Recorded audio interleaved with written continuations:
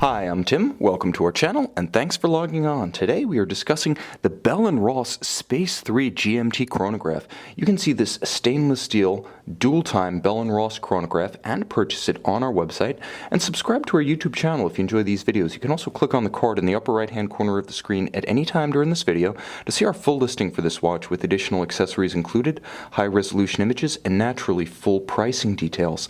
Now, on my wrist, 6 1/3 inches, 16 centimeters in circumference, you can discern two things about this watch. First, it fits very nicely on a smaller wrist, exceptionally compact. It's the perfect match for a smaller wrist like mine if you want a complicated contemporary sports watch. And second, this is a very different aesthetic than the current Bell & Ross instrument-style timepieces.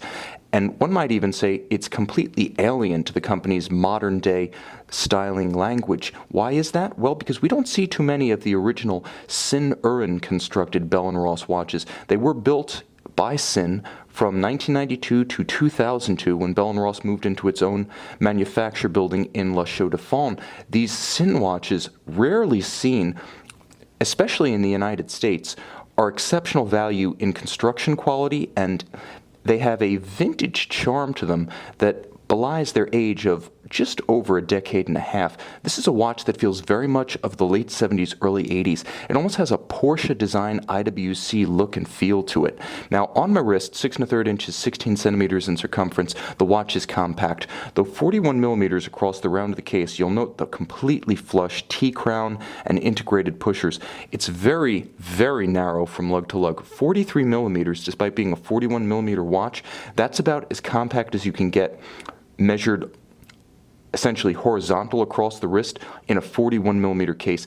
Again, from lug to lug, it's more compact than a 36 millimeter Rolex Datejust, but in a 41 millimeter steel case. It is thick, 16 millimeters, but you'll note because it does have a rounded, almost weathered look to the flank of the case, a sport jacket, a blazer, a loose-fitting sweater will have no trouble riding up over the flank of this case.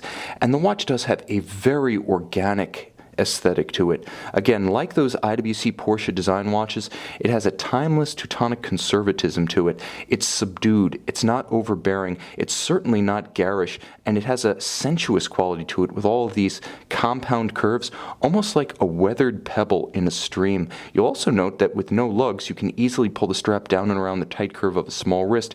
I would say that because the watch is so narrow lug to lug, down to 13 centimeters in circumference, you're going to be able to wear this watch easily. Now, the Space 3 launched in the late 1990s toward the tail end of the Bell & Ross manufacturing partnership with Sin.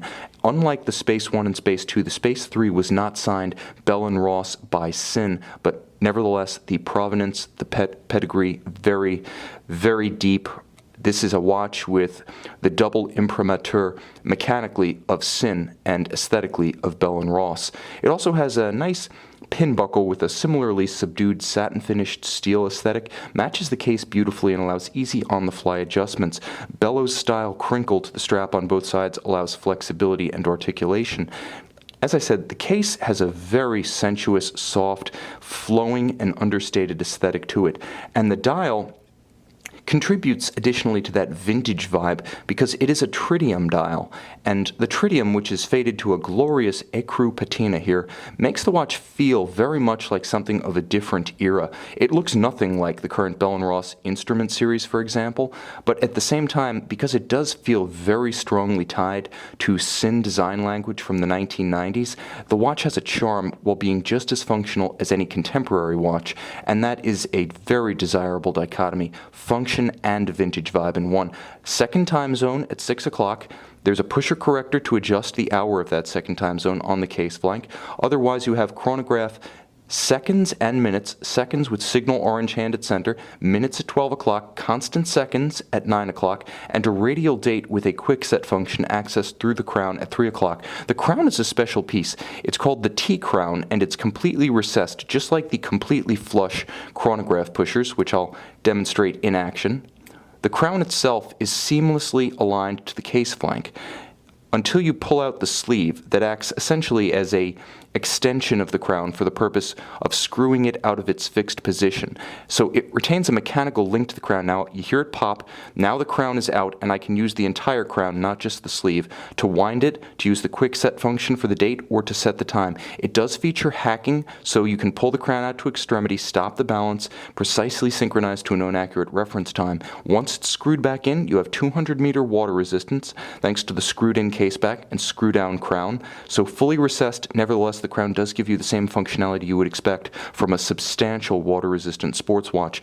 Unidirectional winding with a 42-hour power reserve. Bell & Ross calls this caliber the 342 or 324, pardon me.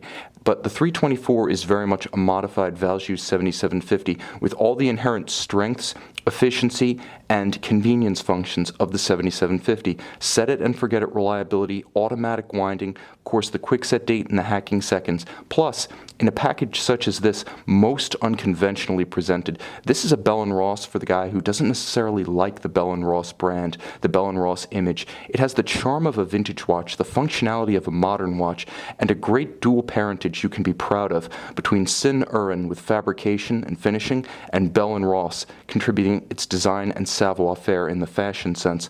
The watch is a seamless blend of both Bell & Ross's aesthetic sensibility circa late 1990s and Sin's enduring commitment to quality. You can see it and you can purchase it on our website.